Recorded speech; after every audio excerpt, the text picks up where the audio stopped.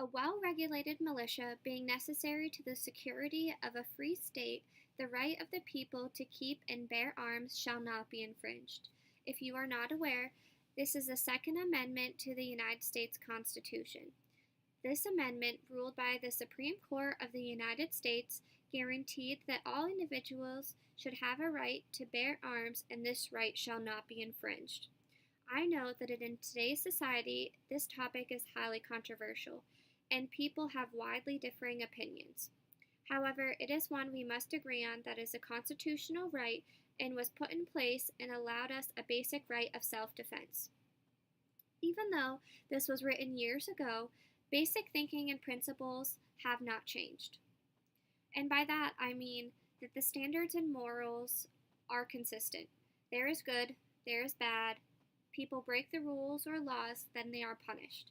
On December 11, 2012, the Federal Circuit Court of Appeals in the Moore v. Madigan case even ruled in a 2-to-1 vote that the Second Amendment right to keep and bear arms must, quote, be interpreted to include a right to have concealed gun in public, to have it ready for use, and to have it for self-defense, end quote. The case of Peruta v. San Diego in February 2014 ruled by another 2-to-1 vote that the Second Amendment requires the state to permit some form of concealed carry for self-defense outside of the home. This demonstrates that the debate over Second Amendment rights enables us to have not only our defense of a well-regulated militia organization such as the National Guard, but also private rights of an individual to keep and bear arms. I do believe that it is our constitutional right to bear arms, but I am no way saying or promoting that everybody and anybody should own a handgun. There are definite rules and regulations that one must follow and are in place to maintain owning a weapon. I do believe that owning a weapon and carrying in public and even on school campuses should be allowed by responsible, law-abiding citizens. Licensing laws help ensure that gun owners execute their rights legally, safely, and responsibly. These laws do vary by state, but it is required in order for one to obtain a license and renew it regularly.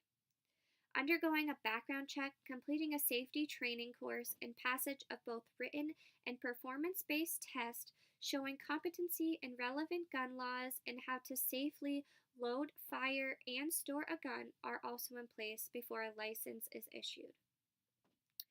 By undergoing and passing a background check and such helps prevent prohibited individuals like felons or minors from purchasing guns. Allowing people to buy guns without getting a license or passing a background check would likely increase gun crimes. Licensing laws help reduce gun crimes and gun traffickers.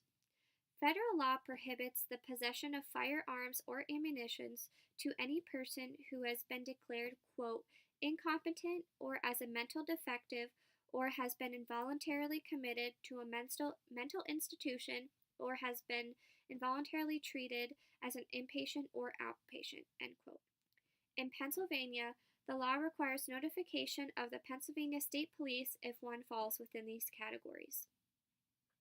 As of November 2013, Pennsylvania is a leader in the number of people identified in the National Instant Criminal Background Check System database because of mental illness. When mental health illness information is submitted to the NICS, it can be effective in preventing firearm transfers by licensed dealers to dangerous people who are either a danger to themselves or others. I also believe that before acquiring a gun license, there should be an additional step, and that would be for individuals to undergo a mental health evaluation to determine for full mental competency at the time of purchase. However, it is true that those who follow the rules will abide by the gun rules and regulations.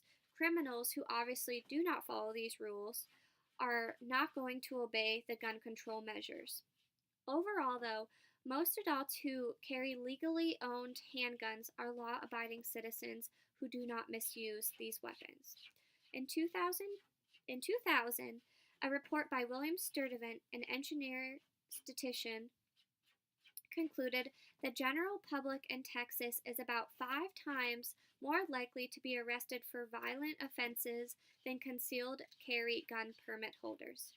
In addition, Nick Leghorn, a blogger at The Truth About Guns, found that concealed permit holders in North Carolina are 5 times less likely to kill someone than the general public, and 5.4 times less likely to commit a violent crime with this firearm. The Christian Science Mentor report stated that, quote, the number of incidents in which concealed gun carry holders kill innocent people is a fraction of 1% of all gun-related homicides, end quote. With these statistics, the incidence of legally carrying individuals are relatively low compared to the general public and should have the right to carry on personal property as well as in public or on school campuses. Law-abiding and responsible citizens should have the right and opportunity to defend themselves.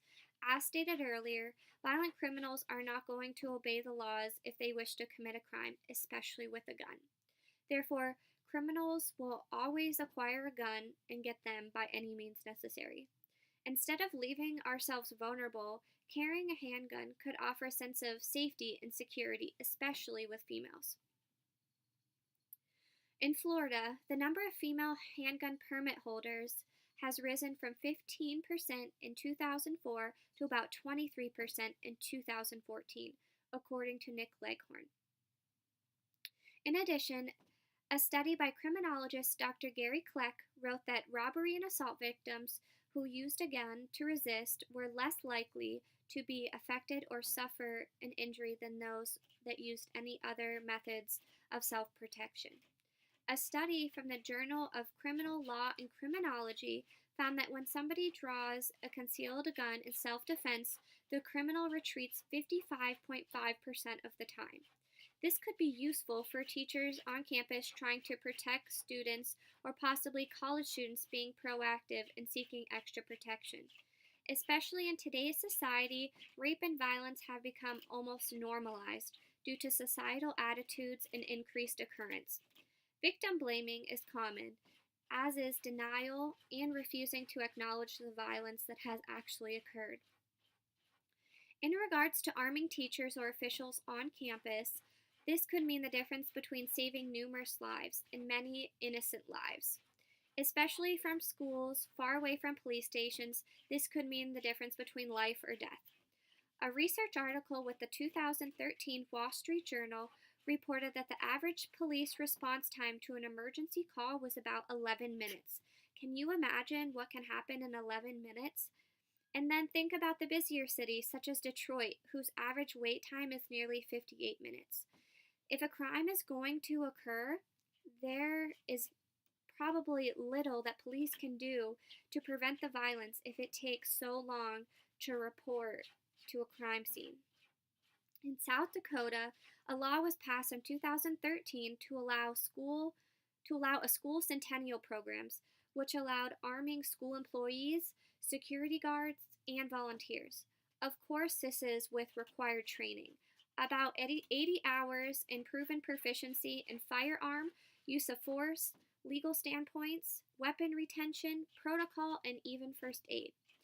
This gives school employees and students a fighting chance at survival.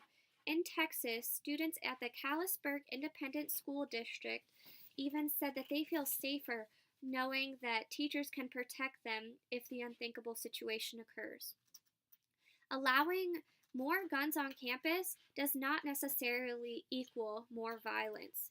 In fact, handguns can deter crime. States that implemented a shall issue, meaning concealed carry laws that require license or permit to carry a concealed handgun, and those individuals must meet certain specific criteria, actually reduce crime. They reduce murders by 8.5%, rapes by 5%, aggravated assaults by 7%, and robbery by 3%, according to the FBI crime analysis data in 2000 by John Lott. The Detroit Chief of Police, Larry Craig, even said that permitted concealed weapon carriers are a deterrent, and good Americans with legal concealed permit licenses translates to reduce crime. There are many cases in which responsible gun owners have prevented mass shootings from happening or even escalating. In 1997, a high school shooting in Mississippi was halted when the school's vice principal retrieved a gun he kept in his car. In 2000, a law school shooting in Virginia was stopped when students carrying firearms confronted the shooter. In 2007, a mall shooting in Salt Lake City ended when an armed off-duty police intervened. And lastly, in 2012, a church shooting in Aurora, Colorado was stopped by a member of the congregation who was carrying a gun. In many school shootings, the perpetrator did not legally acquire a gun or ammunition and or showed signs of mental health issues. For example, one of the most famous shootings at a school, the Sandy Hook Middle School in Connecticut, Adam Lanza shot and killed 20 children, 6 faculty members, his mother, and then took his own life. The gun found on the scene belonged to his mother, not him. In November 2017, Kevin Jason Neal went on a shooting spree at Rancho Tamaha Elementary School. Neal had well-known mental health struggles, felonies on his record, and complaints were even made about the perpetrator to the sheriff's department. Despite this, 5 were killed and 18 injured during the incident. And recently, the shooting in Parkland, Florida, in which Nicholas Cruz killed 17 people and injured another 15. Cruz showed numerous warning signs, and they were all missed. There were numerous calls to police on his behalf, and his guardians were even notified by the school before he was expelled. Many of these stories share similarities in the fact that it is not necessarily gun violence, but rather a failure of the system to pay close attention to these warning signs, these very dangerous warning signs. Many of the perpetrators involved in school shootings show early signs of mental health disease and act out to seek help and or acquire illegal means of weapons. In the age of social media, violence is nearly all we see, and many of these offenders are skyrocketing into fame over these horrific crimes, sometimes even leading to more crimes in search of such fame. However, throughout the years, gun owners have steadily increased, and crime has decreased. Despite what the media may portray, violent crime rates are down since the late 1990s by about 50%, according to the FBI crime statistics. With this in mind, we shall not be fearful to arm school faculty or even students to help prevent mass shootings and crime. According to the Crime Prevention Research Center, from the 1950s through July of 2016, 98.4% of mass shootings have occurred on gun-free zones, with just 1.6% occurring where citizens were allowed to carry a firearm.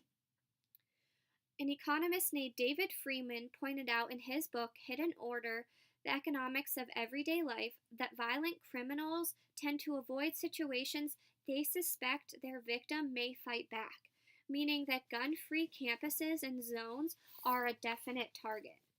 State laws related to guns in school vary state to state, and although many apply to college campuses, some states give teachers with concealed carry permits the ability to have guns on the grounds of high school and middle schools. After the Sandy Hook school shooting, a school district in Arkansas wanted to hire an extra full-time security guard but couldn't afford it. So instead, they trained about a dozen teachers and staff as armed guards. This showed that carrying a concealed handgun may help stop public shooting sprees. In 1999, after the Columbine High School massacre, Colorado enacted a 2003 Concealed Carry Act, which allowed law-abiding citizens the right to carry a concealed weapon. According to Don Lott, when states pass concealed carry laws, the number of multiple victim public shootings declined by 84%. Deaths by these shootings plummeted on an average of 90% and injuries 82%. Currently, all 50 states allow citizens to carry concealed handguns if they meet certain state criteria.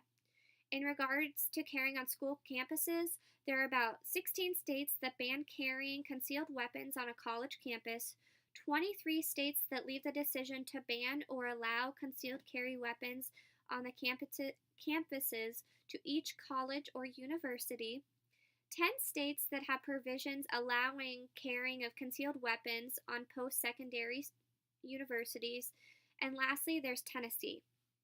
Tennessee allows faculty members with licenses to carry weapons on campus, but the law does not extend to the students or the general public.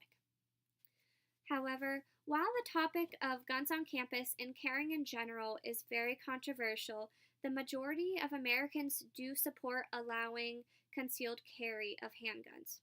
According to a poll in 2012 conducted by Thomson Reuters, which is a Canadian multinational mass media and information firm, 75% of Americans support laws allowing law-abiding citizens to get a permit to carry a concealed handgun. And a 2013 CBS News and New York Times poll found that 65% of Americans oppose a federal law requiring a nationwide ban on other people other than law enforcement to carry a concealed weapon. Throughout history, nearly everyone was entitled to a means of self-defense, and the Second Amendment is part of that. It is a constitutional right and something that should not be messed with. However, it is not providing everyone with the ability to obtain a weapon. Certain standards must definitely be met, and if one disobeys the law, their rights are then revoked. However, a countrywide ban is not the answer. The answer to simply ban something that has historically never worked.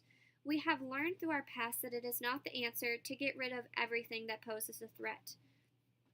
What we do need to do is take a look at the fact that after all these years, with minimal violent people using a gun as their tool, why now? Why now is it becoming a safety issue? There has to be more to the story than simply gun violence.